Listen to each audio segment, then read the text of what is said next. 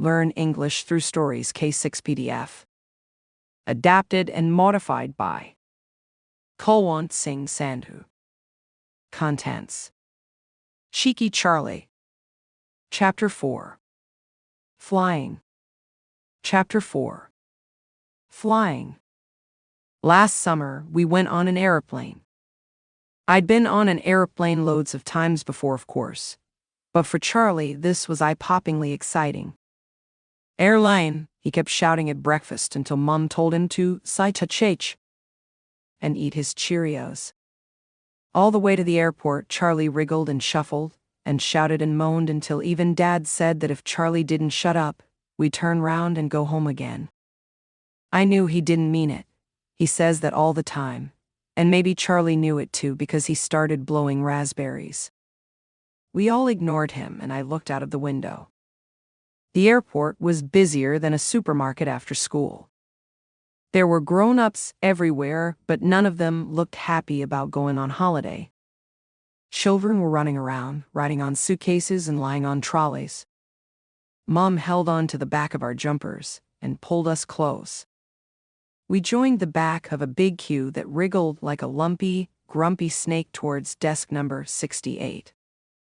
In front of us were a big woman and a skinny man.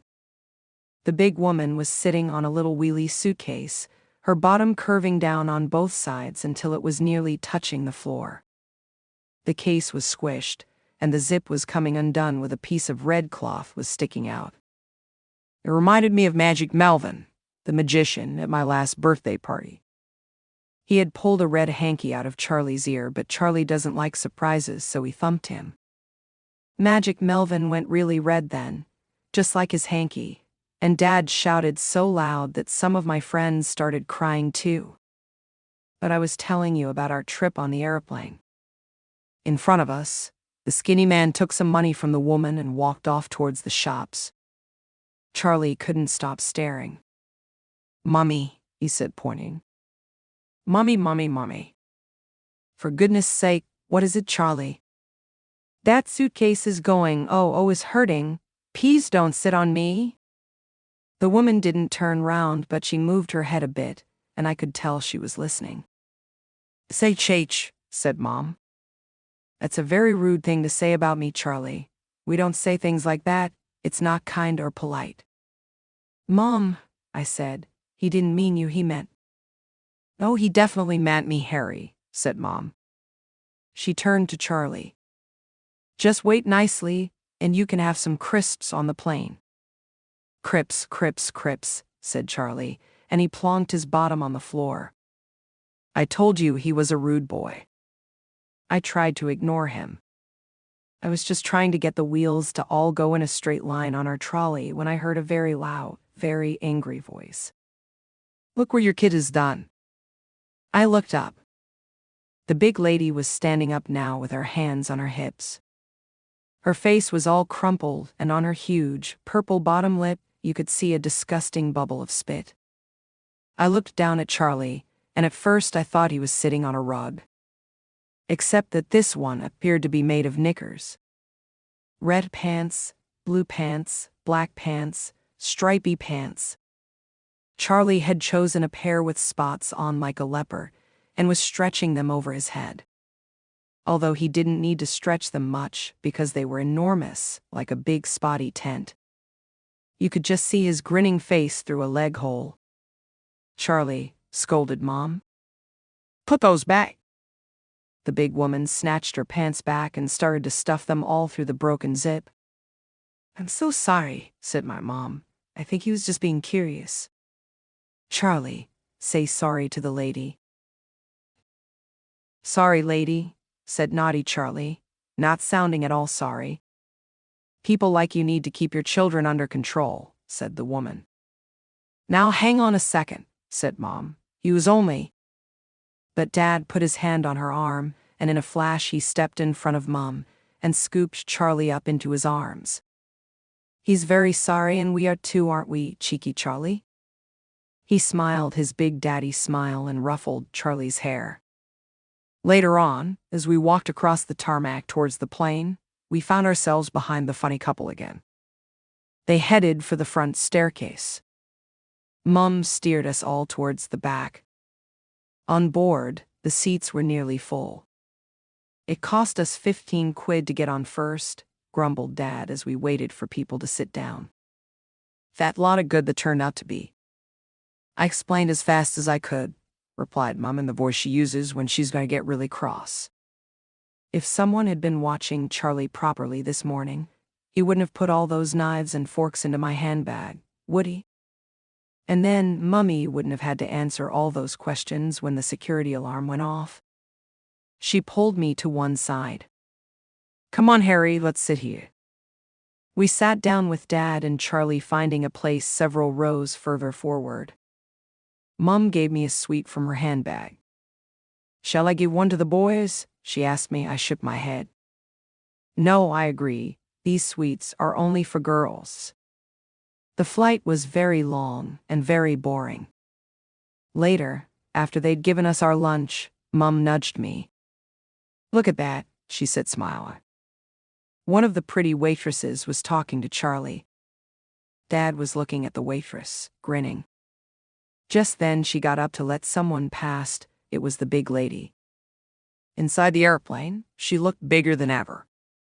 Her legs bish-bashed people's elbows and bumped shoulders. She was grabbing the top of each seat as if she was climbing a ladder. She pushed her way past the waitress, who nearly fell into Dad's lap, but she didn't say sorry. What a vile woman, I heard Mum mutter. Charlie pulled on Dad's sleeve. He mouthed the word, toilets, to us. Mum pointed towards the front of the plane, and off they went. Dad told us later what happened next. There was a queue for the toilet, so while Dad chatted to another waitress, Charlie had gone exploring and found the skinny man fast asleep with his mouth open, like he was at the dentist. The seat next to him was empty, but on the tray in front of it was the big woman's dinner, all ready to eat. I bet you can guess what happened. You're right. Charlie plonked himself down and started eating. First he ate the chocolate pudding, but he was still hungry. Then he ate the biscuits, but he was still hungry. He even ate the carrots. Then he pushed all the mashed potato onto the tray with his fingers and tried to make a well for the gravy, like Mum does for the egg when she's making a cake. But he must have left a gap, because the gravy ran out when he poured it on top. Only the tray stopped it dribbling all over the seat. I'll tell you one thing Charlie didn't eat. The lump of cheese. He doesn't like cheese, but he thought the skinny man would. Or perhaps he thought it would give him funny dreams, like Mom says. Whatever he was thinking, Charlie plonked this big lump of smelly yellow cheese straight into the skinny man's mouth. Has anyone ever dropped cheese into your mouth when you are asleep? Me neither, but I bet it's not nice. The skinny man didn't like it because he woke up, coughing and spluttering. Other passengers around started to say there, and offered him water.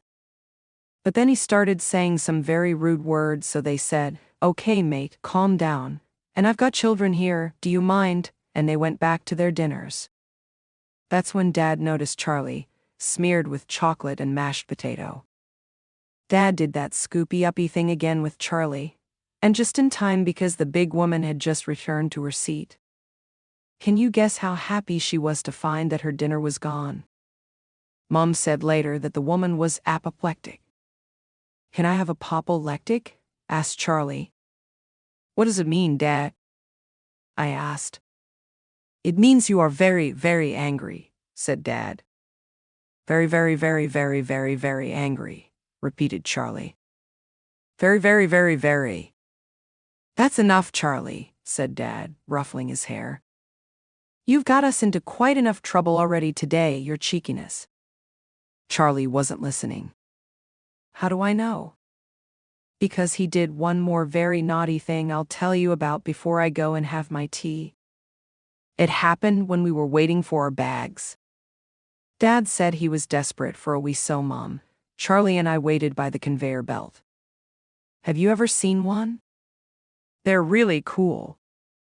They go round and round with the luggage, and if you're lucky, some of the bags fall off at the corners. This conveyor belt came out through a hole in the wall, went around a big loop, and then disappeared again. The holes were covered in long flaps, a bit like the doors at the back of supermarkets where you're not supposed to go. I'll tell you about Charlie getting lost in the supermarket another time, but the important bit of that story is that they found him on the other side of the flaps, trying to open a packet of Wotsits. Maybe he thought he'd find some more Wotsits in the airport? I looked up to see him lying on his tummy on a big blue suitcase, with his arms and legs stretched out like Superman. He disappeared through the flaps head first, with his feet kicking a little bit, as if he wanted to go faster. "Mom, look at Charlie." And I pointed. "What?" said Mom, who was reading her book. "He went through the hole on a bag," I explained. Mom told me not to move an inch, and she started running towards the end of the belt. Before she could get there, the flaps started to lift up to reveal a big black case, and on it sat Charlie. He was cross-legged, just like you have to do in assembly, and looked very pleased with himself. You must admit it was a clever trick to swap cases so quickly. But as we watched, a big pair of hairy arms came through the flaps and pulled him back. I screamed. I heard Mum scream too, and she started climbing onto the conveyor belt. "Mummy, watch out, he'll get you too," I yelled. But Mum didn't go through the flaps.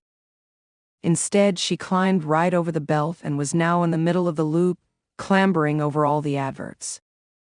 She had one leg on each side of a woman, holding a plate of salad, when a door next to the belt opened. Through it came a giant man in blue overalls, carrying a grinning Charlie in his arms. The man pressed the big red button on the wall. The conveyor belt made a groaning noise and stopped. Mum must have been quite tired from her climbing because she was really red and sweaty by the time she got back to me, just as Dad got back from the toilet. "What's the matter with you?" asked Dad. "Don't even go there," said Mum. I pointed at the hole in the wall to help Dad. "Just don't even go there." "Charlie been playing up again, has he?" said Dad. Hair ruffle. "What a cheeky Charlie you are,"